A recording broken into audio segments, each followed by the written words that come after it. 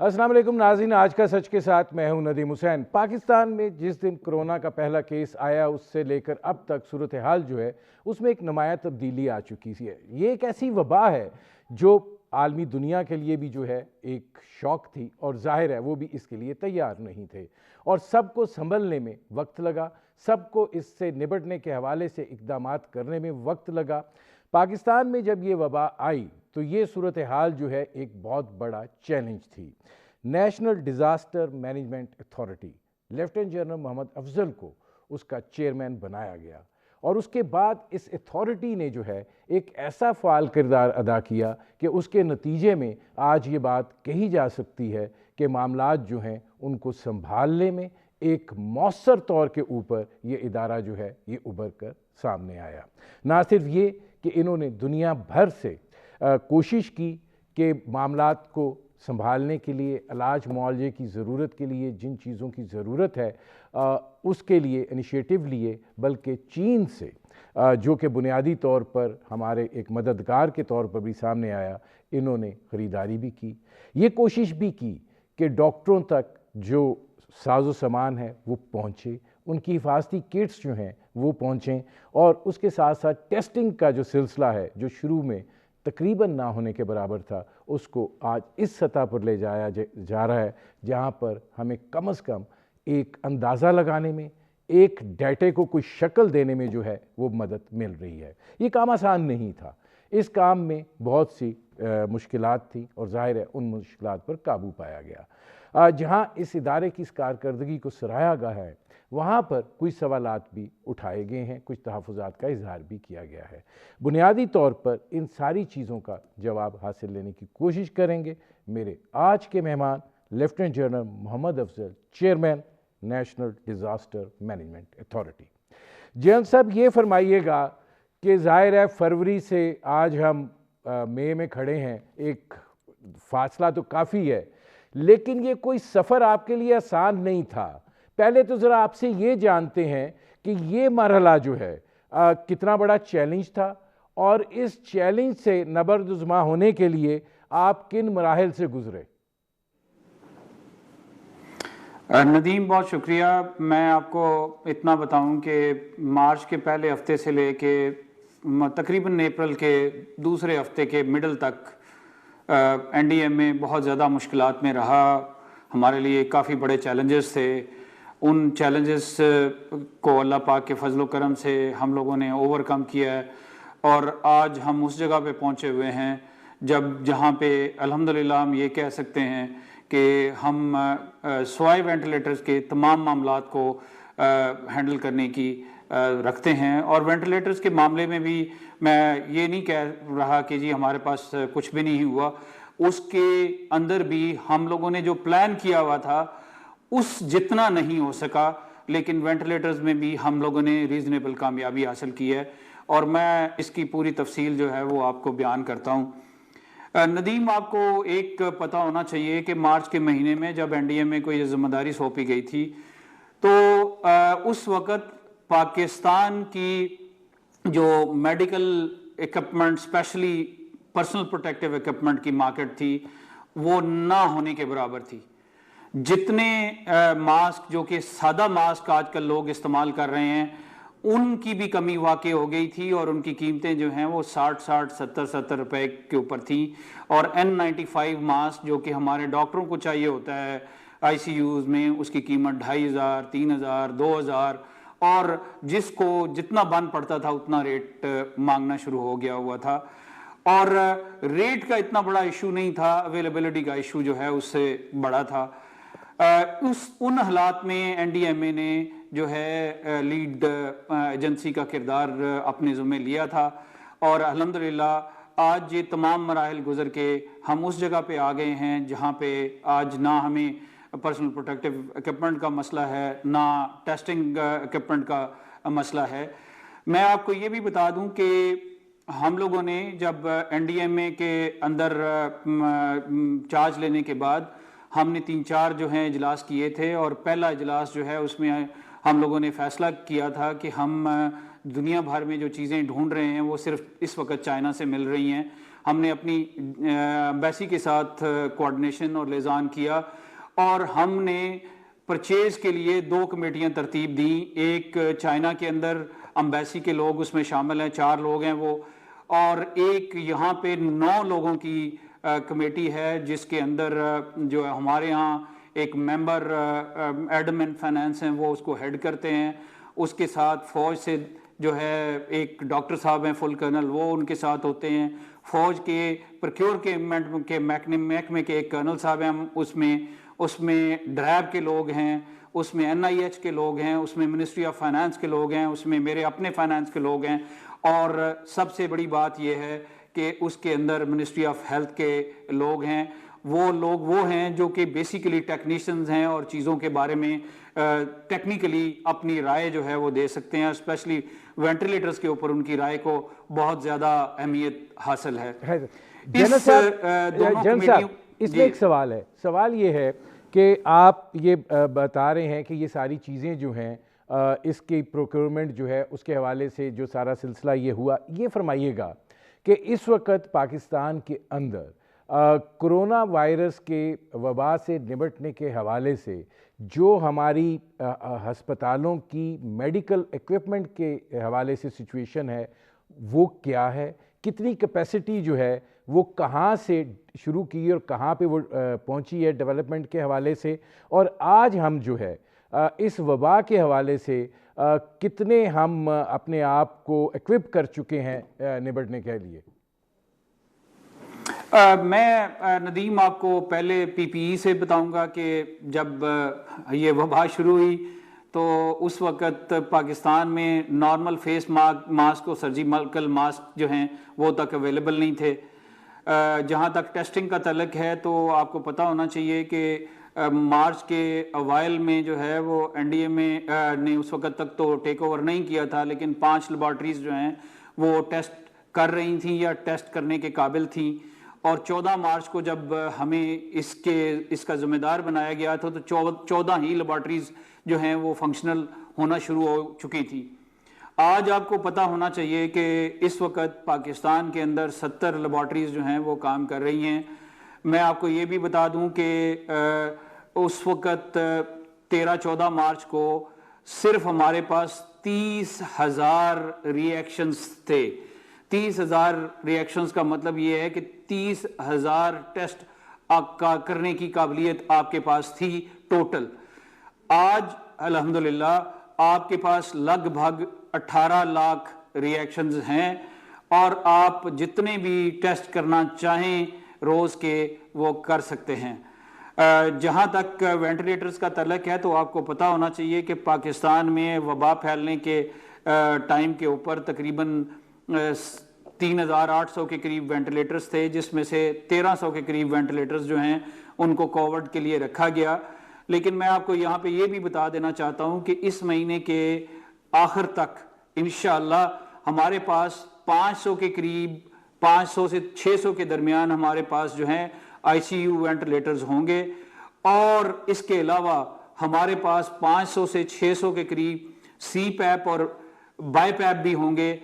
तो ये 1200 के करीब वो हैं जिनको हम कोविड के लिए इस्तेमाल कर सकेंगे, और जून के आखिर तक ये तादाद जो है वेंटिलेटर्स ICU वेंटिलेटर्स की तादाद 1100 से 1200 हो जाएगी, और जो CPAP और BiPAP हैं वो हम कोशिश कर रहे हैं कि उनको 1500 तक लेके जाया जा सके।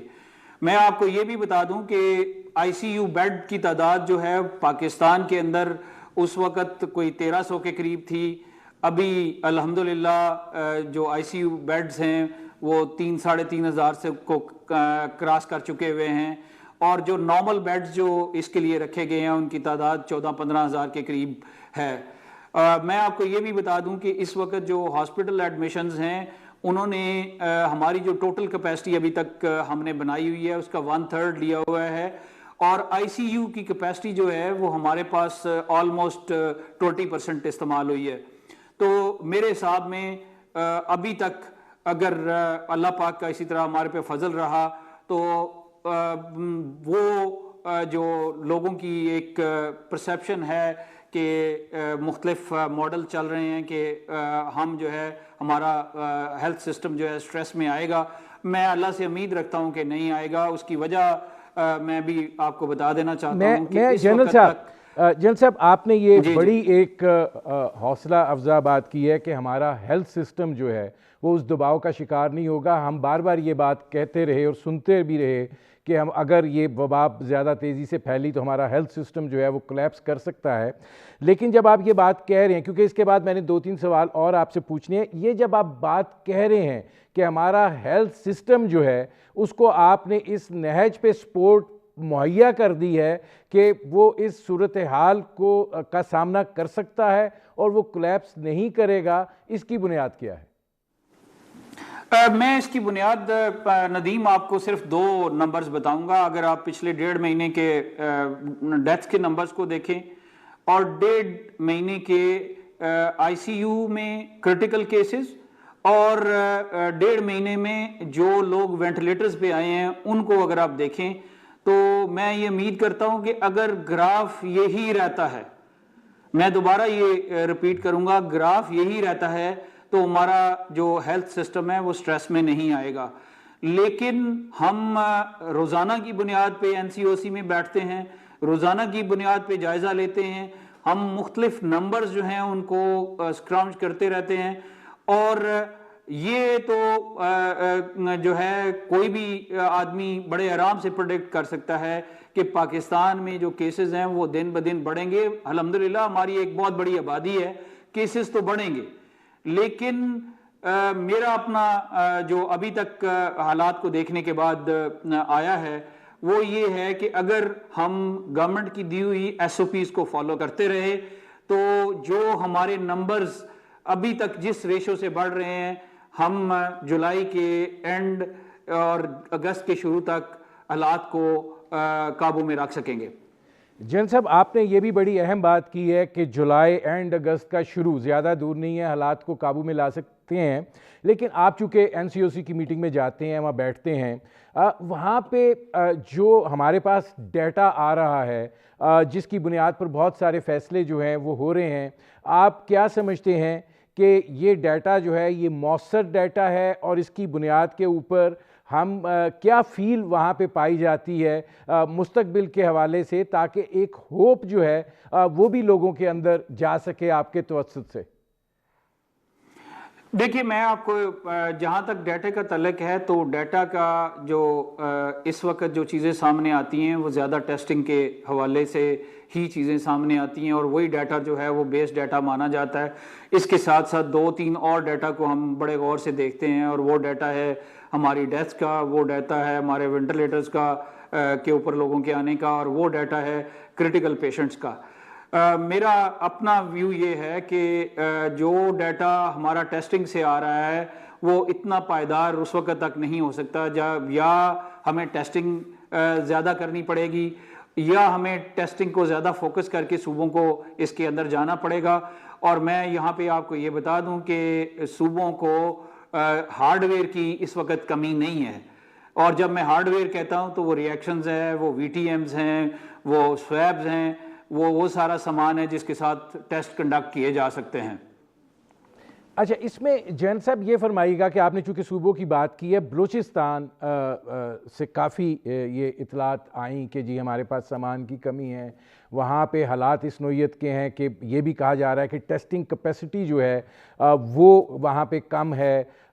इस पे आप क्या वजाहत देंगे, क्योंकि वहाँ से जो इतलात आ रही हैं वो ये है कि मर्ज़ फैल रहा है लेकिन अंदाज़ा नहीं हो पा रहा है क्योंकि ये सहूलतें जो हैं उस ज़रूरत पे दस्तयाब नहीं है जिस लेवल पे होनी चाहिए। मेरा नदीम ख्याल ये है कि ये कोई थोड़ी सी मिसपरसेप्शन है। मैं आपको सिर्फ कल का एक वाक़या बता देता हूँ कि हम लोगों ने एक रूटीन बनाई हुई है कि हर हफ्ते हम एक ट्रांस जो है वो भेजते हैं और सुबह बलूचिस्तान को इस दफ़ा हमने सबसे पहले भेजी है ट्रांस। और मैं आपको ये चीफ सेक्रेटरी के अल्फाज में बताता हूँ कि मैं तो प्लेजेंटली सरप्राइज हो गया हूँ कि आपने एक और ट्रक भर के भेज दिया है, अभी तो हमारा पहले वाला सामान नहीं खत्म हुआ। जहाँ तक टेस्टिंग का तल्लुक है तो नदीम हम उनको ये वाले जो ट्रांच गई है इसके अंदर भी 3 PCR मशीनें भेजी हैं। मैं सिर्फ ये आपको बताना चाहूँगा कि इस वक्त तकरीबन 90 के करीब PCR मशीनें काम कर रही हैं और हर मशीन जो है उनमें से कुछ की 48 की कैपेसिटी है, कुछ की 96 की कैपेसिटी है। मैं सूबों पे हमेशा जोर देता रहा हूँ 2 चीज़ों का। पहली चीज़ मैं ये जोर देता रहा हूँ कि आप अपने टेस्ट उस सूरत में ज़्यादा कर सकते हैं अगर आप एक से ज़्यादा शिफ्टें चलाएँ। एक मशीन 96 टेस्ट जो है वो 5 घंटे से कम के अरसे में मुकम्मल कर लेती है और अगर ये 2 या 3 शिफ्टों में अगर हम काम करें तो जो पाकिस्तान की प्रेजेंट कैपेसिटी है वो 3 से 4 गुना हो सकती है और ये इसके पीछे जो सामान चाहिए होता है वो बहुत ज़्यादा हमारे पास मौजूद है। जहाँ तक बलूचिस्तान में कमी का तल्लक है तो मेरे अपने ख्याल में इस वक्त डॉक्टर्स की रेशो के लिहाज से, नर्सेस की और पैरामेडिक्स की रेशो के लिहाज से PPEs सबसे ज़्यादा उनके पास है। आबादी के लिहाज से अगर PCR मशीनें देखी जाएं वो भी उनके पास सबसे ज़्यादा हैं। तीसरी बात यह है कि उनके पास जो सामान मुहैया हुआ है वो उसकी अगर तादाद देखें तो इस वक्त भी उनके पास जो रिएक्शंस की तादाद है वो 1 लाख के लगभग है और अभी तक उन्होंने 20,000 के करीब टेस्ट किए हैं। तो मैं जो है बलूचिस्तान गवर्नमेंट की इस इस्तदलाल से तो मैं मान सकता हूं कि बलूचिस्तान में टेस्ट करने की जगह ही 2 या 3 है। सही। मैं बलूचिस्तान गवर्नमेंट को ये ऑफर कर चुका हूं कि आप तुर्बत या ग्वादर में एक लेबॉर्ट्री BSL 2 या 3 की लाएं, मैं आपको सामान दे दूंगा, आप उधर टेस्ट करें। मैंने उन्हें कहा था कि आप खुशदार वाली आपकी लेबॉर्ट्री जो है उसके लिए उनको मशीन भिजवाई गई थी जो कोयटा में ही लगा ली गई, वो उसके लिए मैं एक एडिशनल मशीन इंशाल्लाह उनको भिजवा रहा हूं। मैंने उन्हें ये रिक्वेस्ट की थी कि एक लेबॉर्ट्री जाफराबाद में आप बना लें ताकि वहां पे किया जा सके और इसी तरह मैंने उन्हें नॉर्थवर्ड किला सैफुल्ला या किलात या लोरालाई में मैंने कहा था लेबॉर्ट्री बना लें और मैं इंशाल्लाह 16 तारीख को हमारे पास 4 मशीनें और आएंगी। उनमें से मैं इनका जो चमन वाला क्रॉसिंग है उसको मैं और रिसोर्सेज से बीफ अप कर दूंगा। लेकिन इशू ये है कि जैन साहब, मुझे पता है आपने जाना है, सिर्फ 2 सवाल हैं, उन 2 सवालों के जवाब दे दीजिए ताकि ये सारी चीज़ जो है इसकी क्लैरिटी आ जाए।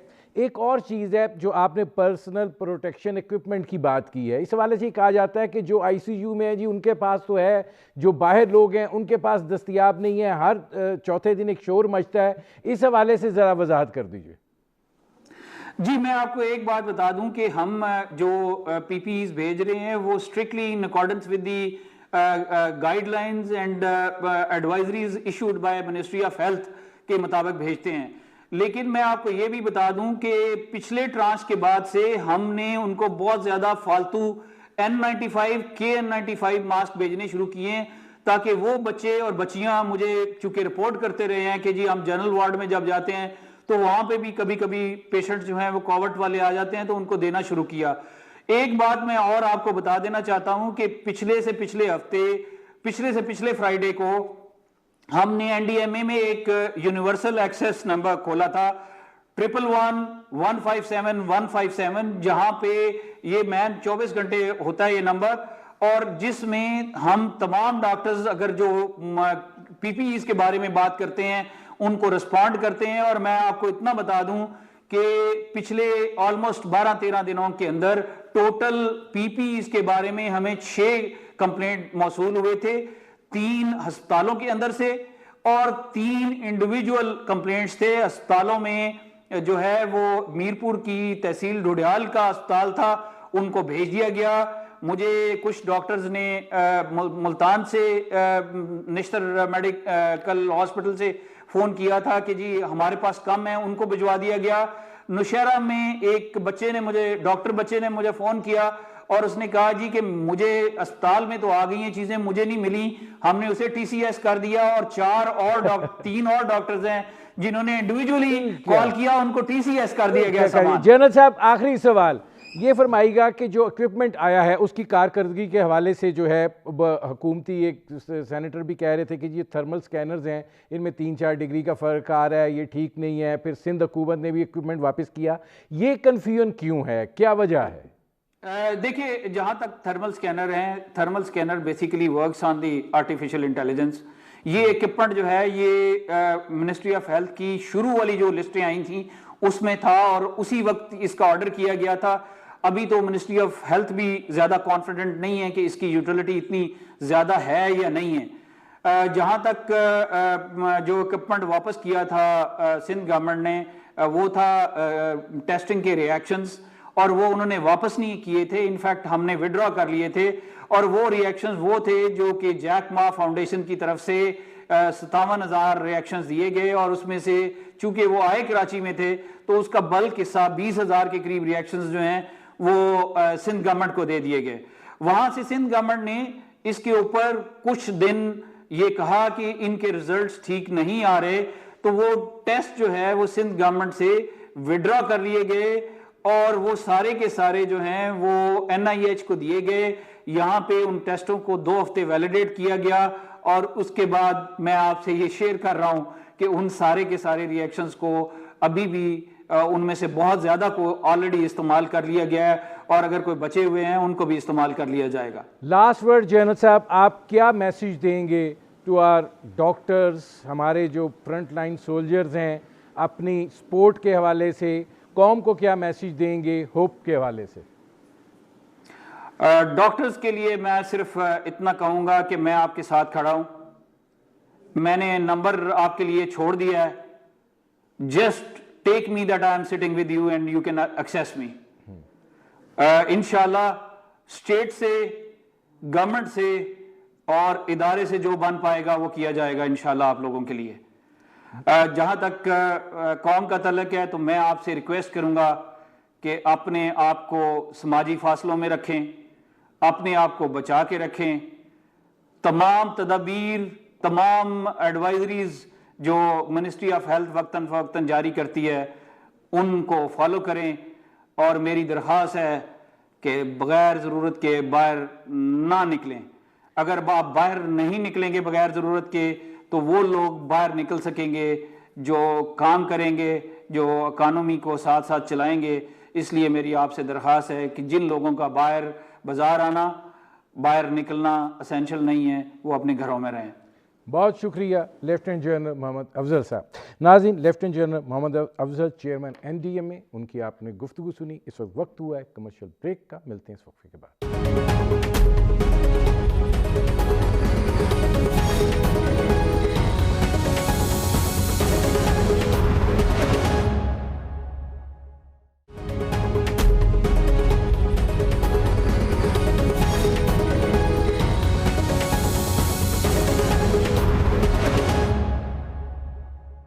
Welcome back.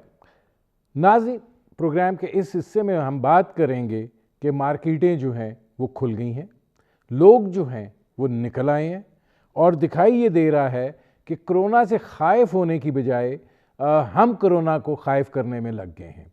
ये सूरत हाल जो है ये यकीनन इस एतबार से तशवीशनाक है कि कोरोना का फैलाव जो है वो अब पाकिस्तान में तेज़ी से बढ़ रहा है।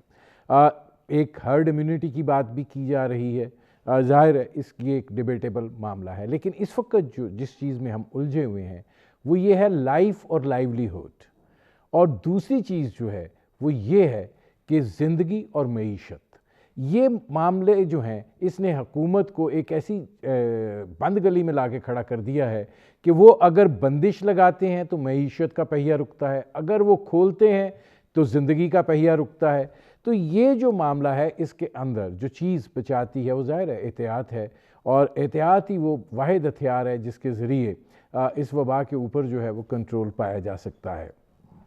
लेकिन जिस तरीके से ये सारी मार्केटें खुली हैं, जिस तरीके से लोग बाहर निकले हैं, हुकूमत का इसमें कितना दोष है, और दूसरा मईशत और ये वबा अगर इसने कोएग्जिस्ट करना है और कुछ अरसे के लिए कोएग्जिस्ट करना है तो फिर उसका तरीक़ाकार जो है वो क्या होना चाहिए। ये वो सूरत हाल है जो हम इस पे बात करेंगे। आपको अपने मेहमानों से तारुफ़ करवाते हैं। मेरे साथ मौजूद हैं वक़ार मसूद साहब, साबिक़ सेक्रेटरी ख़जाना रहे, और मेरे साथ मौजूद हैं ज़ुबैर मोतीवाला साहब, मुमताज़ सनतकार हैं। वक़ार मसूद साहब, ये फरमाइएगा कि अगर मईशत और वबा ने कोएग्जिस्ट करना है, कुछ अरसे तक करना है, तो फिर हुकूमत के पास क्या ऑप्शंस क्या हैं कि इकॉनमी जो है वो भी चले और ज़िंदगी जो है वो भी सवालिया निशान ना बने? देखिए, मैं तो हमेशा से इस बात का हामी रहा हूं कि हमें कुर्बानी देनी पड़ेगी। इतनी तो कुर्बानी दे देते जितनी हिंदुस्तान 1.3 अरब लोगों के साथ दे रहा है। हम बड़ी बड़ी मईशत हैं, बड़ी आबादी है हमारी। तो हमें मतलब जो है, हमने हमने एक तो जिस वक्त लॉकडाउन था भी है, उस वक्त भी लोग कहते थे कि ये लॉकडाउन तो है ही नहीं जिस तरीके से होना चाहिए। अब जनाब आपने देख लिया कि आपके सामने जब वो भी हिजाब हटा, तो आपके सामने जो चीजें आई हैं वो बड़ी दिलखराश हकीकतें जो हैं वो हमारे सामने आई हैं कल परसों में। तो मैं आपके सवाल में ये कहूंगा नदीम साहब कि देखिए, मतलब अब आपके सामने है, और अब आप मतलब जो है ये फिट्स एंड स्टार्ट्स नहीं कर सकते। ठीक है जी, ये मईशतें नहीं खुल सकती, क्योंकि मईशतों खुलने के लिए बिल्कुल एक हमगीर आपको जो है ओपनिंग करनी पड़ेगी। अभी भी पब्लिक ट्रांसपोर्ट नहीं है, अभी भी एयर ट्रैवल नहीं है, अभी भी जो है इंटरसिटी और ट्रेन्स जो हैं वो नहीं चल रही। मतलब, और ये तो बहुत बड़े आपके इंस्ट्रूमेंट्स हैं मईशत को चलाने के लिए। तो जो भी आप तवक्को कर रहे हैं कि इस खोलने से क्या हुआ है, इस खोलने से लोग जो हैं आनकर बस चीजें खरीदने लगे हैं। और बड़े अफसोस की बात है कि लोग जो हैं ईद का नाम ले रहे हैं और ईद की खुशी का बात कर रहे हैं। आप मतलब यानी ये एक मौका है जिसके अंदर तमाम पाकिस्तान को एक हो जाना चाहिए था एक दूसरे के दुख दर्द के लिए। और उसमें जो है हम देखें कि भाई हमारे भाइयों को क्या हो रहा है, कैसी दिलसोज दास्तानें हैं उन लोगों की जो इसका शिकार हो रहे हैं। अभी मैं आपकी बात हो रही है तो क्वेटा के अंदर एक एसपी या एसएसपी जो हैं वो कोरोना का शिकार होके जो है बेचारे खत्म हो गए। या अल्लाह, इतनी बड़ी वाही तबाही है, इसके अंदर लोगों से अगर हमदर्दी की जाए और इसको रोकने के लिए तदाबीर की जाए वो जरूरी है, या ये कहें कि जनाब हमारा जो है पेट जो है वो नहीं भर रहा है। ठीक भाई पेट भरने के लिए भी मैं कहता हूं ये बहुत कुछ है। हुकूमत को चाहिए कि जो भूखा है उसको दे, दे और मैं माशरे को वकार चाहिए मसूद कि साहब आता हूं, क्योंकि आपने जो ये सवाल उठाया है मैं जुबैर मोतीवाला साहब की तरफ लेके जाता हूं। जुबैर साहब ये फरमाइएगा कि तय ये पाया था जब बातचीत हो रही थी कि एसओपीज़ पे अमल किया जाएगा, जो प्रिकॉशनरी मेयर्स हैं वो लिए जाएंगे, ये सारी बातें हुई थी। लेकिन अब जो कुछ हम देख रहे हैं वो तो इसके टोटल बरक्स है, तो इसका नतीजा तो बहुत खौफनाक निकल सकता है।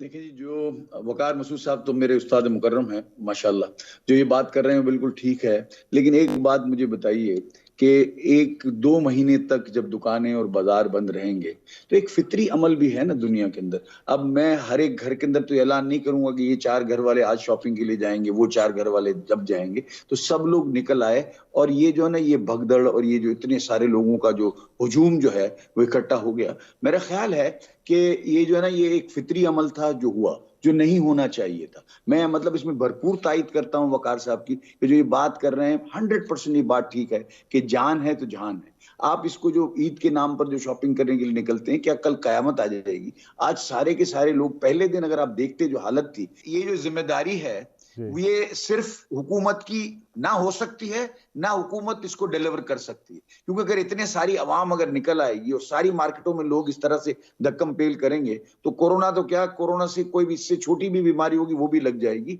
तो इसको तो हमने, अवाम ने इसके ऊपर अमल करना है, अवाम ने एसओपी के ऊपर अमल करना है और अपनी हिफाजत के लिए करना है। यहाँ तो मुझे ऐसा लगता है कि लोग ये समझ रहे हैं, जब हमने जब ये काम हो रहे थे और जब ये एग्रीमेंट्स हो रहे थे जो खोलने के, तो बिल्कुल हुकूमतें क्लियर थी कि आप इन एसओपीज पर अमल करेंगे, इतने लोग दुकान में होंगे, इतनी बड़ी दुकान होगी। जिस तरह से उन्होंने किया है, मैं समझता हूँ कि हमारी बिजनेस कम्युनिटी उसकी कसूरवार है, लेकिन साथ ही साथ आवाम है, जो दुकानदार खड़ा है वो कैसे रोकेगा कि भाई मेरे पास अब 5 लोग हैं तो छठा लोग नहीं, आदमी नहीं आ सकता। सारी दुकानें ना शटर वाली हैं, ना शीशे के दरवाजे वालों की हैं, ना सारों के पास सिक्योरिटी गार्ड्स हैं। ये छोटी जो दुकानें हैं, इसमें धक्कम पेल जो हुई है, ये इसको लोगों को अपील की जरूरत है, एजुकेट करने की जरूरत है। हम इसको इसी तरह से देखें। एक बात तो पक्की है, आप किसी बड़े से बड़े साइंसदान से या किसी बड़े से बड़े मुफक्किर से पूछ लें, वो एक बात जरूर ये करता है कि हमने अब इस बीमारी के साथ रहना है। अगले 6 महीने, अगले 8 महीने, अगले साल,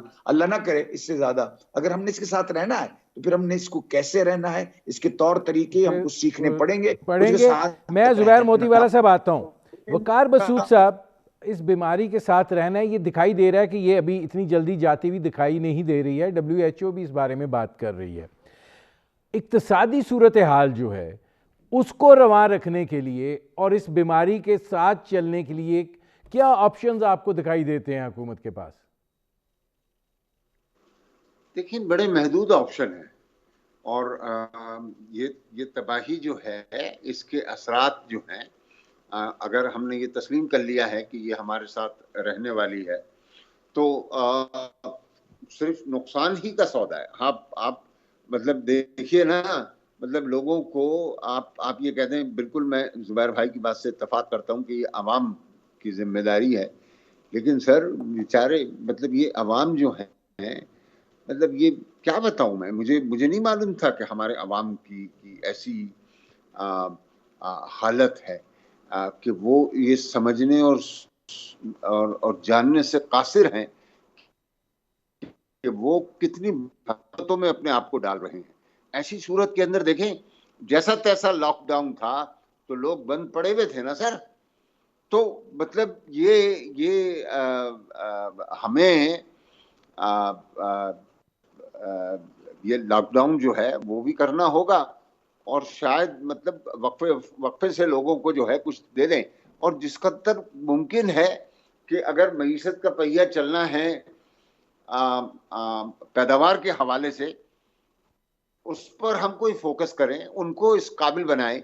जैसे देखें, बिजली चलती रही है, गैस चलती रही है, फूड इंडस्ट्री चलती रही है, इसी तरीके से कुछ और अहम अगर सनतें हैं। अब जैसे प्राइम मिनिस्टर ने ये समझा है और उनकी ख्वाहिश है कि कंस्ट्रक्शन का सेक्टर वो बड़ा हमगीर सेक्टर है, मुझे नहीं मालूम कैसे खुलेगा, लेकिन इसके लिए जब लॉकडाउन हो और इसके खोलने की बात करें आप, इसके लिए क्या आसानियां की जा सकती हैं, इसके लोगों को अगर ये ला रहे हैं मजदूरों वगैरह को, वो किस तरीके से उसके लिए हम कोई इंतजाम कर सकते हैं कि वो अपने आए और काम करने लगे। लेकिन ये अगर कंस्ट्रक्शन इंडस्ट्री को खोलने का मतलब यह है कि आप तमाम ज़राए आमदरफ्त जो है वो खोल दें, वो नहीं सर, आप खोल सकते, इस वक्त नहीं खोल सकते। और जो आज आपने हाल देखा, खुदा कल ट्रेनें आप चलाना शुरू कर दें, मतलब एक कोहराम मच जाएगा ना सर। तो ये जो खोला है आपने, जितना इससे कम खोलना चाहिए था, खुसूसन मतलब ये जो बड़े आबादी के इलाके हैं और जहां पर इस वबा का हमला ज्यादा हुआ है, कराची है, लाहौर है, इस्लामाबाद है, रावलपिंडी है, यानी इन जगहों के ऊपर तो आपने मतलब लगामें बांधनी है ना इन हुजूमों की। ठीक है, और इन्हें जो है मैं वकार मसूद साहब आता हूं, क्योंकि इसके ऊपर भी एक नुक्ता नज़र है। लेकिन जुबैर मोतीवाला साहब ये फरमाइएगा कि जाहिर है हुकूमत जो है उसने भी चलना है और उसने उन वसाइल से चलना है जो मईशत के चलने से दस्तयाब होंगे, और जाहिर है उसमें आप लोगों का भी एक किरदार जो है वो है। क्या आप समझते हैं कि हमारा सनतकार उस किरदार को समझ रहा है, हमारा बिजनेसमैन जो है वो उस किरदार को समझ रहा है, या जो उससे वाबस्ता दीगर इदारे हैं वो इस किरदार को समझ रहे हैं, उस जिम्मेदारी को समझ रहे हैं, उस जिम्मेदारी से वाबस्ता एहतियात को समझ रहे हैं? देखें, मैं आपको एक बात बताऊं, जिम्मेदारी की जहां तक बात आती है ना, तो जो इसेंशियल इंडस्ट्रीज हैं, मैं आपको कुछ फिगर्स दे दूं, शायद डॉक्टर साहब को पता हो। देखिए, मैं ये फिगर्स ये देता हूं आपको कि कराची में जो 7 सनती इलाके हैं, उसमें 352 जो सनतें हैं वो इसेंशियल आइटम्स बनाती हैं। फार्मेसी हो गई, फूड आइटम्स, मतलब उसके नाम, अब वो जो सारी चल रही थी वो डे 1 से चल रही है, वो बंद नहीं हुई ना, उसमें कोई अंडरटेकिंग दी है। मैं जब ये मुज़ाकरात गवर्नमेंट से हो रहे थे, तो मैंने उनसे ये कहा कि आपको, आपके पास कोई डाटा है? आपने कोई 352 इंडस्ट्रियां जो चल ही रही हैं पिछले 1 महीने से, जब हम नेगोशिएट कर रहे थे, जबकि बात कर रहा हूं, आज तो 2 महीने हो गए, वो उस वक्त तक जब चल रही हैं, तो आपके पास वहां कोई कोरोना का केस हुआ? किसी 352 इंडस्ट्रियों में से किसी एक के पास हुआ? मैंने बोला, आपने 26 मार्च को ये बात की एसओपी की, हमने 13 मार्च को अपनी एसोसिएशन में बैठ के सारे कराची के साथ एसओपी तरतीब दी है, और ये वही एसओपीज हैं जो आज इंप्लीमेंट करने की गवर्नमेंट बात कर रही है कि टेम्परेचर लेना है, सैनिटाइजर देने हैं, आपको डिसइंफेक्शन करना है, और ये 4 जो मेन बातें, और मास्क पहनना है, ये हमने 13 मार्च को अपने लोगों को सर्कुलेट किया है कि ये मिले उसी सूरत में चलेंगी इस तरह। और आप देखें, जो मिले 2 महीने से चल रही है, उसमें कोई कोरोना का एक केस भी कोई रजिस्टर नहीं हुआ, ना हुआ। इसलिए कि हम अब अंदर लेंगे ही नहीं उस बंदे को जिसका ये कहीं कोई फेल होता हो। तो हम जिम्मेदार लोग हैं, पढ़े लिखे लोग हैं, तो सनतों का जहां तक ताल्लुक है, लेकिन भाई बात यहां जो प्रॉब्लम है वो ये है कि सनत के पास पैसा कहां से आएगा? Where the funds are going to generate? Funds जहां से, जब तक होलसेल मार्केट नहीं चलेगी, जब तक रिटेल नहीं चलेगी, ये जो आप गाहकी देख रहे हैं, ये पैसा जेब से निकलता है, रिटेलर्स के पास जाता है, और वो आखिर में जो है ना मिल तक पहुंचता है, और उससे मिल का पहिया चलता है। मिल के एसेंशियल अखराजात जो हैं, वो आपको रॉ मटेरियल चाहिए ही चाहिए, गैस का बिल भरना है, बिजली का बिल भरना है, मजदूरों को मजदूरी देनी है। ये 4 अखराजात में किसी किस्म की कोई नरमी, कोई होच कुछ भी नहीं हो सकता। जब ये सब कुछ नहीं हो सकता, तो गवर्नमेंट को ये चाहिए कि जहां प्रॉब्लम नहीं है, अब आपने देखिए, आपने सारी दुकानें खोल दी, छोटी सारी खोल दी, बहुत अच्छा किया, मैं इसकी अपोज नहीं करता, लेकिन आपने मॉल छोड़ दी। मैं कहता हूं मॉल्स, आप दुबई का मॉडल देख लें, malls are easier to control. Mall के अंदर जो मॉल की अपनी जो सिक्योरिटी होती है बड़ी ताकतवर होती है, उनके जितने मालकान हैं, जो बड़े मॉल्स हैं, बड़े स्ट्रांग हैं, वो आपको डिजाइन भी चेंज करने का जो है ना, वो आपको ऑर्डर देते हैं। आप यहाँ अगर इसको खोल दें और फासले के साथ करें, और ये जिस तरह भगदड़ मच रही है, मेरा ख्याल नहीं कि मॉल्स में ये हो। तो होगा। बात यह है कि जहां जिसको होना चाहिए, अब ठीक। आज है ना, एक और बात मैं अपनी आप एक आखिरी बात यह है कि मैं गवर्नमेंट से, आपके तवज्जुह से प्राइम मिनिस्टर को अपील करता हूं कि अभी भी आपने एक्सपोर्ट ओरिएंटेड इंडस्ट्री खोली, एसेंशियल खोल दी, बाकी की जो इंडस्ट्री है, जो एलाइड इंडस्ट्री है, एक्सपोर्ट हो नहीं सकता। मिसाल के तौर पर, अगर टेक्सटाइल का एक्सपोर्ट है, उसको बटन के बगैर एक्सपोर्ट नहीं हो सकता, उसको जिप के बगैर नहीं हो सकता। इसी तरह नहीं, इस तरह की इन बनाने वाली जो चीजें हैं, ग्रे कपड़ा जो बनाती है, उनके बगैर नहीं हो सकता। तो इनको आज अभी फिलफौर खोलना जरूरी है, और ये इसको एक सिस्टम के साथ, एक एसओपीज के साथ हमने रिटेल को भी और होलसेल को भी चलाना है। मैं इसमें वकार मसूद साहब, अगर रिवाइवल होनी है, लोगों ने ज़िंदगी गुजारनी है, तो ज़ुबैर मोतीवाला साहब कह रहे हैं कि ठीक है, इंडस्ट्री ने भी चलना है, और वो इंडस्ट्री चलेगी उस सूरत में जब होलसेल और रिटेल चलेगा, और उसके साथ साथ अगर आपने एक्सपोर्ट करना है, तो फिर आपने अगर एक पिलो कवर आपने एक्सपोर्ट करना है, तो जिप तो लगनी है, या कुछ और करना है तो उसमें बटन तो लगने हैं। तो एलाइड इंडस्ट्री जो है उसको भी खोलिए, क्योंकि उसके बगैर आधा तो नहीं जाएगा। तो आप फिर कैसे इसको मैनेज करेंगे, क्या करें?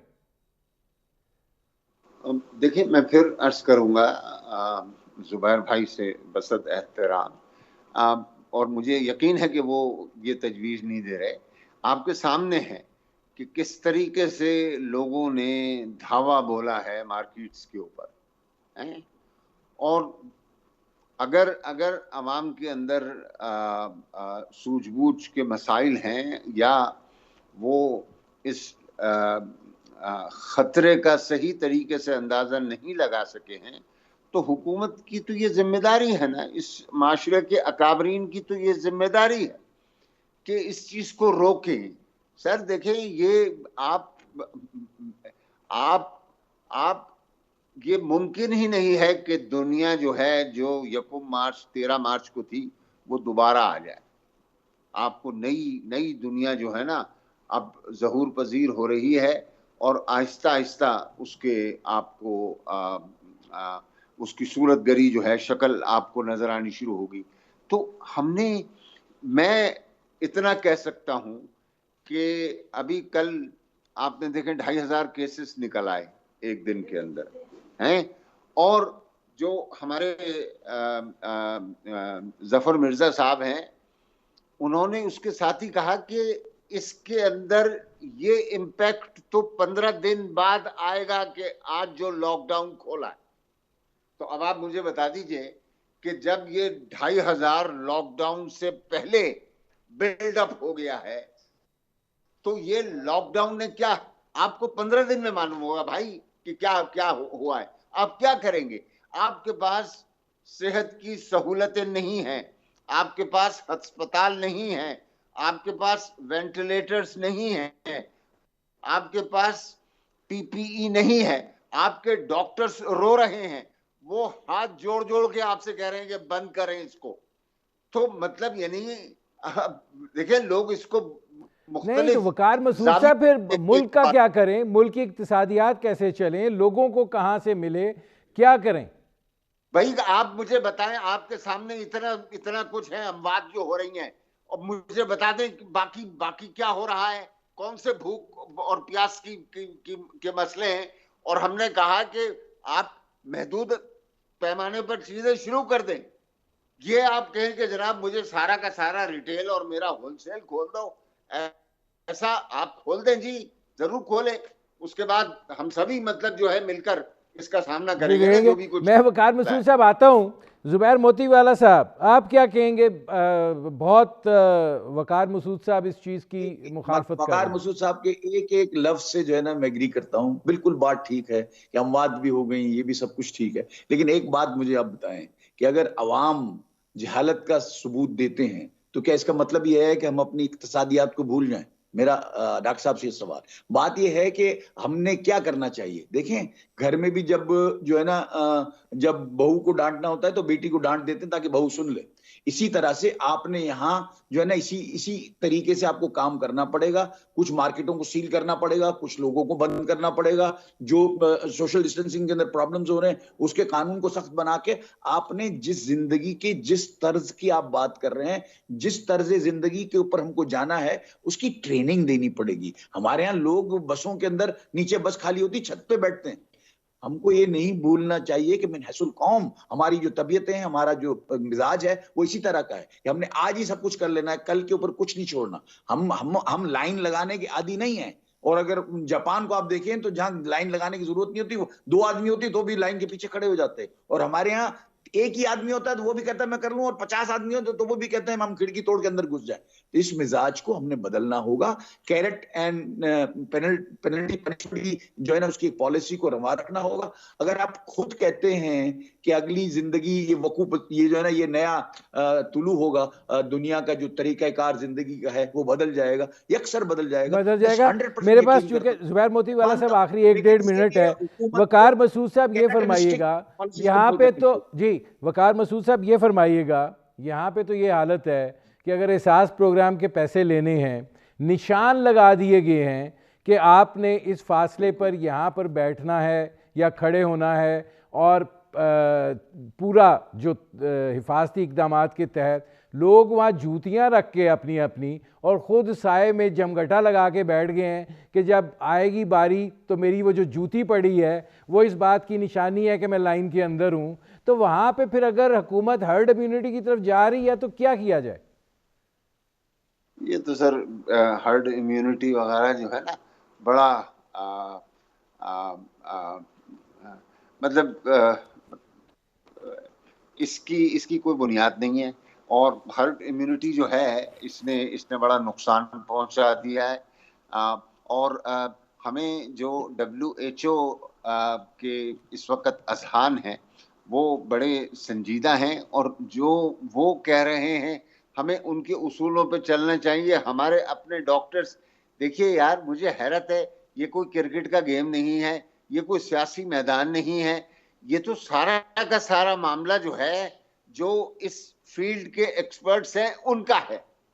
तो जो लोग मैं मतलब देखिए मेरी मैं जो आपके सामने रख रहा हूं ये बात कि हमें लॉकडाउन को मजीद तौसी करनी होगी, वो मैं देख रहा हूँ वो ताहिर शमसी आ रहे हैं, मैं देख रहा हूँ वो अब्दुल बारी खान साहब आ रहे हैं, मैं देख रहा हूं वो कैसर आ रहा है, पाकिस्तान मेडिकल एसोसिएशन आ रही है। अब मुझे बताएं, मैं इनके ऊपर एतबार करूं या किसी और हर्ड इम्यूनिटी का जो मकरूह और गुमराह को नजरिया लेकर आ रहा है उसकी बात को मैं सुनूं? वकार मसूद साहब, मेरे प्रोग्राम का वक्त ख़त्म हो रहा है। बहुत शुक्रिया वकार मसूद साहब, बहुत शुक्रिया ज़ुबैर मोतीवाला साहब। नाज़रीन, आपने हमारे पैनल के शुरका की गुफ्तगू सुनी। अब तक के लिए इतना ही, इजाज़त दीजिए। अल्लाह हाफ़िज़।